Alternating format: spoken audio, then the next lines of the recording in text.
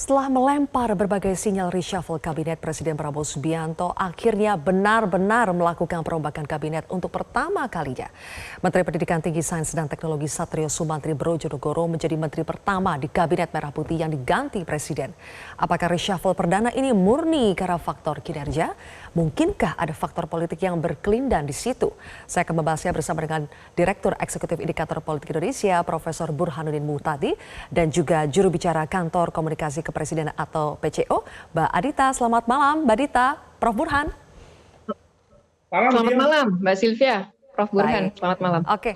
Baik, Mbak Dita, Prof Burhan, sebelum kita memulai perbincangan soal reshuffle, ada satu hal yang ingin saya klarifikasi karena ada pernyataan dari mantan Mendikti Saintek Satrio Brodjonegoro. Kita simak dulu pernyataannya berikut ini.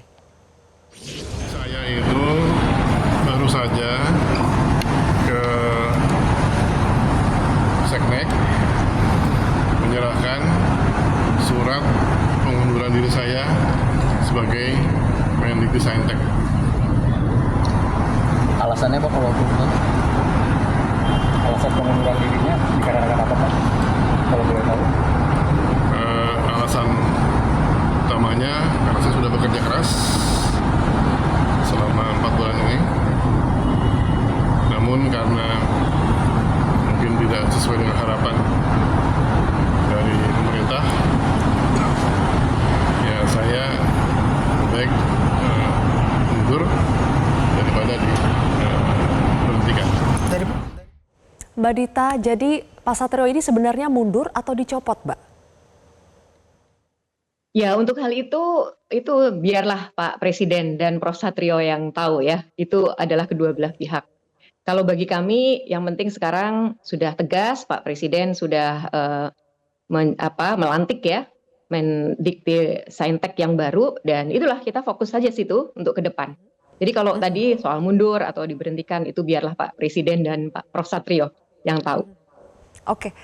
Kenapa ini kami tanyakan? Karena apakah betul, kami ingin mengkonfirmasi apakah betul ada bentuk tanggung jawab yang dirasakan oleh Prof Satrio sehingga akhirnya memutuskan mundur dengan sendirinya karena dirinya memahami bahwa kinerjanya tidak sesuai dengan ekspektasi Presiden, Mbak Dita. Apakah ada itu yang disampaikan oleh Prof Satrio? Begini, bahwa kemudian Prof Satrio menyampaikan hal tersebut itu adalah ranah beliau ya, dan hak beliau juga untuk mengatakan demikian. Yang penting begini Mbak Sylvia dan juga tentu para pemirsa ya, bahwa Pak Presiden kan sudah berkali-kali menyatakan bahwa beliau butuh tim yang betul-betul bisa satu visi dan satu misi ya, yang bisa selalu memiliki kebijakan dan juga program-program yang pro rakyat. Kita ingat bahwa Presiden ini adalah yang punya amanah, diberi amanah oleh seluruh rakyat Indonesia ya, untuk memimpin negara kita. Ketika beliau memilih para pembantunya dan kemudian melantik dan kemudian bekerja bersama bahkan sampai memberhentikan, itu ya hak beliau sebagai Presiden di negara ini. Jadi saat ini beliau tentu punya pertimbangan sendiri ya untuk kemudian menunjuk pejabat yang baru.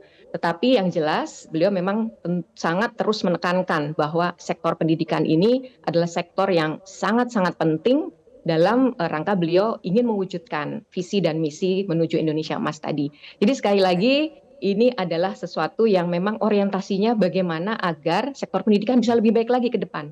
Khususnya sektor pendidikan tinggi ya, begitu, dan juga riset. Itu yang Presiden fokuskan, begitu Mbak Sylvie. Baik. Prof Burhan, kalau yang Anda lihat apakah sebetulnya warning yang sudah disampaikan oleh Presiden Prabowo jauh-jauh hari soal para pembantunya yang tidak mau ikut perintahnya itu akan siap-siap diganti, itu akhirnya diwujudkan oleh Presiden Prabowo atau memang contohnya Prof Satrio ini sadar diri kemudian dia sadar diri untuk mengundurkan diri saja sebelum dicopot? Mana yang menurut Anda versi yang lebih tepat untuk menggambarkan situasi Prof Satrio ini? Jadi lagi-lagi ini bacaan saya ya, bisa saja salah, tetapi sepertinya sudah ada pesan yang masuk ke Prof Satrio bahwa Presiden Prabowo kurang berkenan atas kinerja beliau selama 3 bulan. Dan dicari titik tengah supaya tidak ada yang losing face, tidak ada yang kehilangan muka, maka Pak Satrio yang berinisiatif untuk mengajukan pengunduran diri sebelum dicopot secara resmi. Jadi pesan sudah masuk, karena kan sebelumnya sudah ada statement dari Pak Satrio, terutama sejak pasca demo di internal kementerian, dikti, beliau komunikasi ke presiden melalui Pak Mayor Teddy, pasti komunikasi sudah terjadi. Sampai kemudian eskalasinya terutama pasca statement Pak Satrio di Komisi 10 DPR RI yang berkaitan dengan efisiensi anggaran yang punya potensi untuk mengurangi beasiswa terutama KIP kuliah dan punya potensi peningkatan UKT. Ini statement yang menurut saya politically incorrect ya, karena memberi kesan efisiensi yang menjadi agenda besar Presiden Prabowo itu punya dampak terhadap mahasiswa dan kemudian dikoreksi langsung sama Menteri Keuangan. Jadi sepertinya hal-hal ini yang membuat Pak Satrio ya itu tidak terselamatkan kursinya, dan saya pribadi coba put myself in his shoes ya. Coba bayangkan, kalaupun toh Pak Satrio tetap dipertahankan sebagai menteri, itu nggak mudah Sylvia, bertahan di tengah stabilitas internal yang rendah. Bayangkan ada menteri didemo oleh bawahannya sendiri. Jadi menurut saya ini win-win buat Pak Satrio, juga akan mengurangi tekanan, stres gitu ya. Jadi saat yang sama juga membuat situasi di internal kementerian kondusif ya. Terlepas apakah nanti Pak Brian mampu ya untuk mengkomunikasikan kebijakannya kepada mahasiswa, tapi setidaknya di internal terjadi hubungan yang lebih kondusif, terutama karena tidak ada lagi Pak Satrio yang selama ini dianggap mengeluarkan kebijakan yang kontroversial di dalam. Nah, itu dia kondusivitas, Mbak Dita. Apakah juga itu menjadi salah satu alasan untuk mengukur menteri mana yang diganti, menteri mana yang dipertahankan? Apakah memang ada tujuan untuk menjaga kondusivitas para menteri Kabinet Merah Putih? Sudah pasti Mbak Sylvia, kita tidak mungkin bekerja kalau kabinet ini tidak satu langkah ya. Apalagi Pak Presiden selalu menegaskan bahwa sekali lagi harus satu visi, misi, punya tujuan yang sama gitu ya, dan mendukung semua yang menjadi arahan Presiden gitu. Termasuk juga beliau selalu bilang ya bahwa semua kebijakan harus selalu pro rakyat ya, mengedepankan kepentingan rakyat. Dalam pelaksanaannya pun ketika ditelurkan dalam kebijakan-kebijakan juga bukan sesuatu yang meresahkan atau menyusahkan begitu ya. Jadi kondusivitas memang sangat penting. Beliau dalam kesempatan beberapa waktu yang lalu ya, ketika sidang kabinet yang sudah cukup lama sebenarnya, pada saat itu kan beliau memberikan apresiasi kepada seluruh pembantunya ya, bahwa sampai saat ini kinerja kita dinilai baik, karena kebetulan juga pada saat itu salah satu yang dilakukan oleh Prof. Burhan juga ya, ada survei tingkat kepercayaan dan tingkat kepuasan masyarakat yang ternyata cukup tinggi kan, dan kemudian Presiden memberikan apresiasi kepada pembantunya.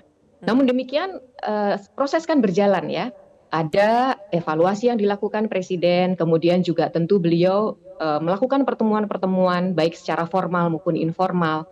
Beliau punya mekanisme evaluasi sendiri kepada pembantunya ya. Dan ketika proses berjalan, dilihat mungkin ada beberapa hal yang kurang kondusif gitu begitu ya.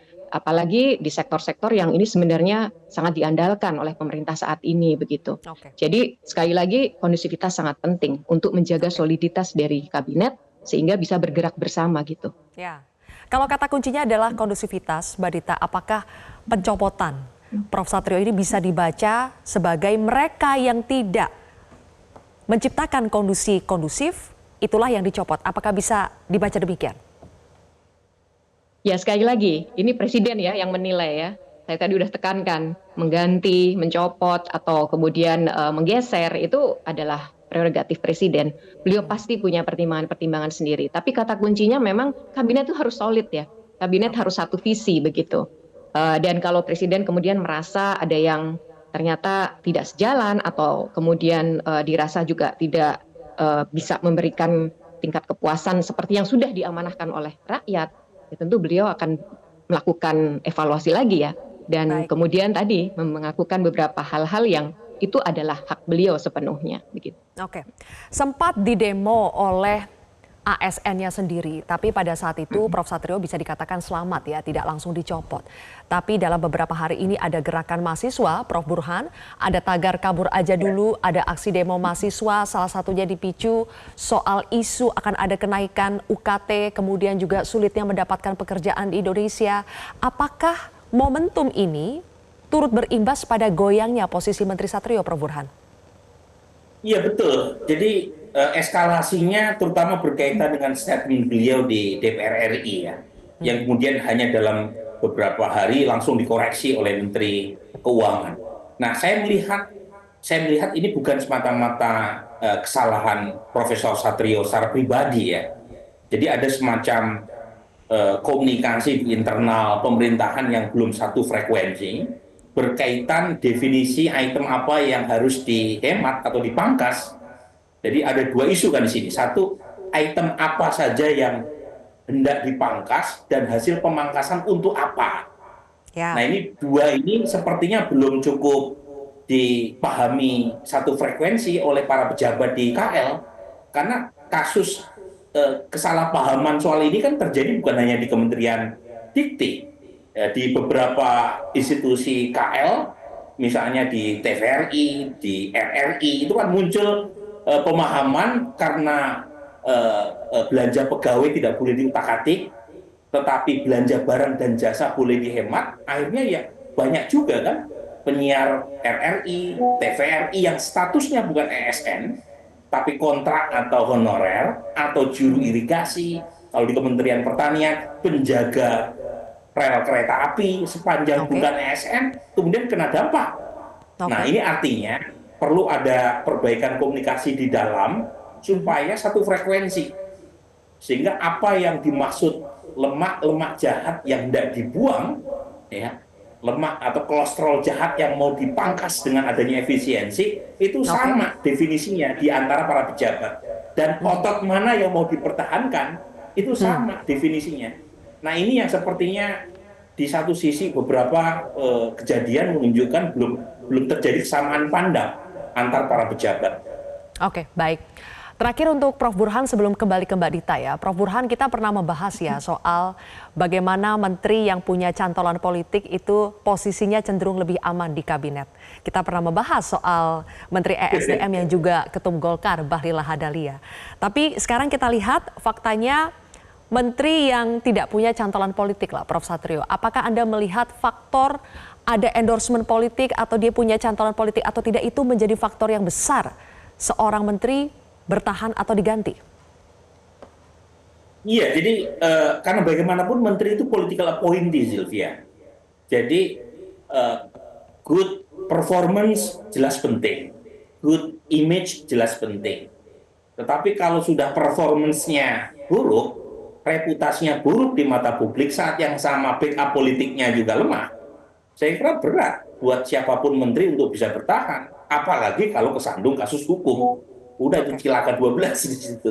Jadi lagi-lagi 4 kriteria ini yang menentukan menteri bertahan atau tidak. Nah, menurut saya dengan reshuffle terhadap Pak Satrio yang dilakukan kurang lebih 3 bulan setelah beliau dilantik sebagai menteri, ini mengirim pesan kepada para menteri yang lain untuk memperbaiki bukan hanya kinerja tapi juga komunikasi publik. Karena sepertinya Pak Prabowo ingin mengatakan, berbeda dengan presiden sebelumnya yang menunggu sekian lama baru melakukan reshuffle, kira-kira reshuffle 100 hari ini, apa yang dia katakan, hati-hati nih, saya bisa melakukan reshuffle kapanpun. Meskipun lagi-lagi kalau terlalu sering melakukan reshuffle juga bahaya. Karena bisa menimbulkan kesan yang salah jangan-jangan bukan menterinya. Jadi lagi-lagi ini bermain di antara sekian constraint, itu bukan hal yang mudah, tetapi lagi-lagi tidak ada kebijakan yang menyenangkan semua orang. Ya, betul. Baik. Terakhir juga untuk Mbak Dita, pesan yang tadi Mas Burhan sampaikan ya, apakah Pak Prabowo juga ingin mengirimkan pesan bahwa ini hanya awal, mungkin akan ada kloter-kloter berikutnya jika peringatan-peringatan yang disampaikan Presiden sebelum-sebelumnya itu kembali tidak dijalankan oleh para pembantunya? Ya, yang jelas pesan utama beliau kan, ayo satu visi dan misi sama saya, begitu ya. Ayo kita sama-sama bersama kabinet membantu saya untuk bisa tadi memberikan hasil yang terbaik tentunya kepada masyarakat. Jadi saya rasa itu ya, yang lebih penting itu sebenarnya. Bahwa kemudian beliau juga mungkin ada ya beberapa ini sinyal untuk supaya yang lain, ayo kita serius gitu ya, untuk kembali lagi fokus kepada tugas melayani rakyat. Itu saya rasa tuh pesan utamanya dari beliau ya. Dan bahwa segala sesuatu itu harus betul-betul kembali lagi tidak menyulitkan masyarakat, tidak menimbulkan keresahan masyarakat begitu.